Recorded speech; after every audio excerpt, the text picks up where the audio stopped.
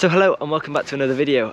Travel is now illegal in the UK, so there's not a lot of video content I can put out. However, today Boris has given us the green light for the 21st of June. So as we start to look towards summer, I thought it would be great to give you some travel tips. So this summer I went solo travelling and I met about 20 people who I've emailed, and they've responded to me with their list of the top 5 solo travelling tips.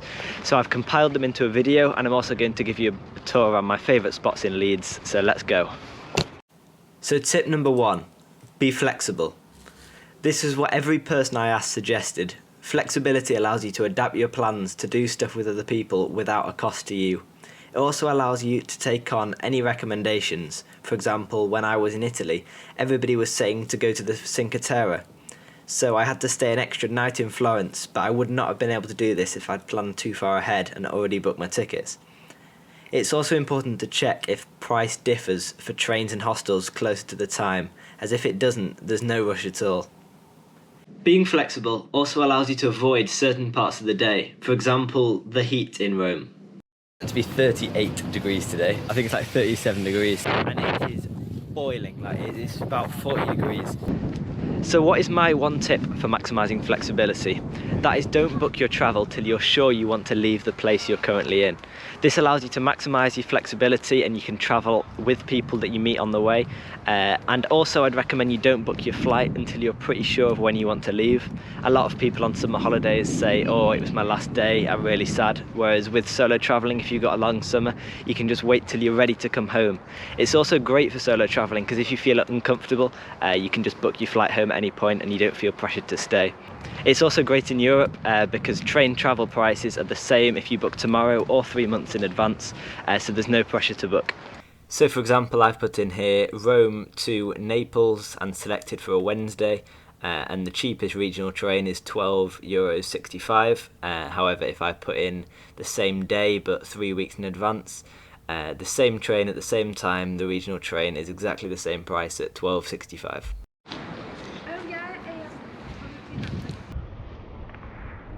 So the second tip relates to where you should stay, and hostels should be your go-to place for this.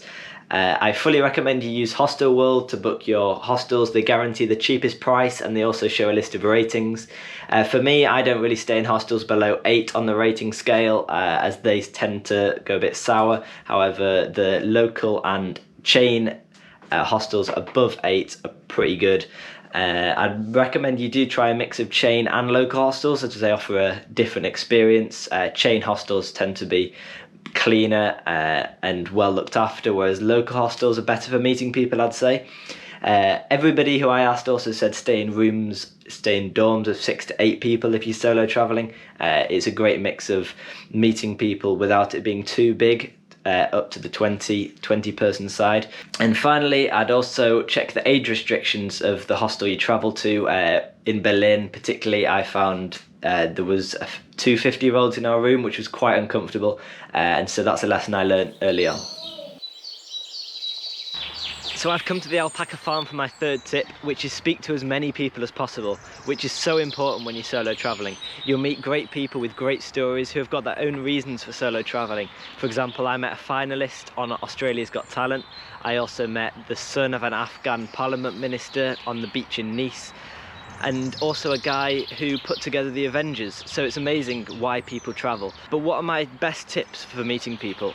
Which is definitely speak to the people who are in your dorms. You can just ask what they're doing the next day, and they're more than happy to accommodate you in their plans or to do stuff together. Secondly, speak to as many local people as you can. Sometimes they're tourists who will welcome you to join them on the trip. For example, I was in Pompeii and there were 3 other people on the bus who just came over and said, do you want to join us going through the ruins? So I said yes, and I still speak to them now. It's amazing how many people you'll speak to when you are actually solo, and you can't really do that when you travel with other people.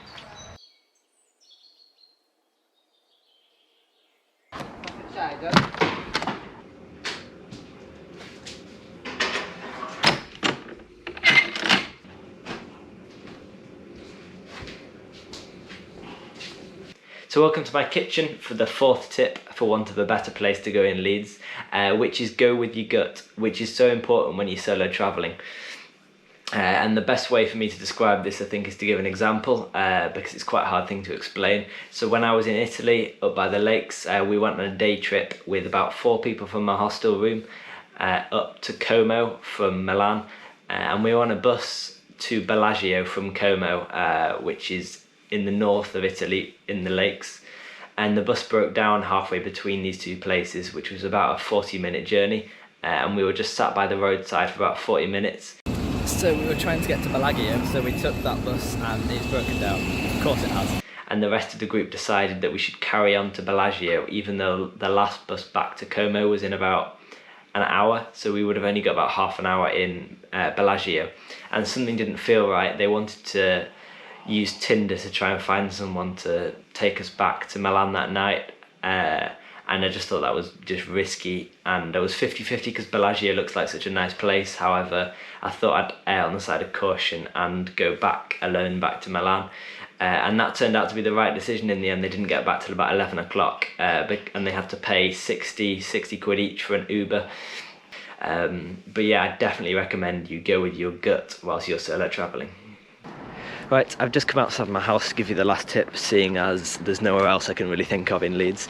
And my 5th tip is basically just saying the essentials you should bring while solo travelling, and I'm going to be quick because it's freezing out here. So number 1 is headphones, which are essentials for long journeys and if you don't really want to speak to people at some times.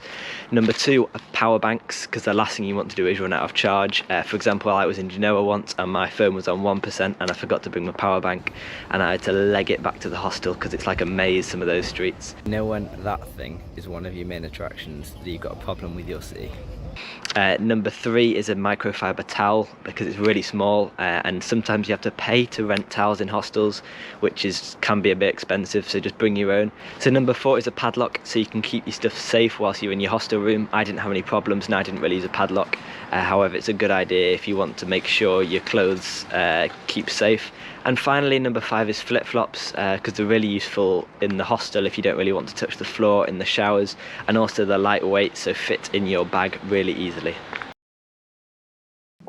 So those were my 5 travel tips. Thank you to everyone that contributed to the video. It was really useful, and I hope you also find it useful. Make sure to bear them in mind whenever you go travelling, as they're quite important things to consider. Anyway, this video took ages to make, so it'd be great if you could give it a like, and I'm going to be trying to post every Wednesday in March, so I'll see you in the next video.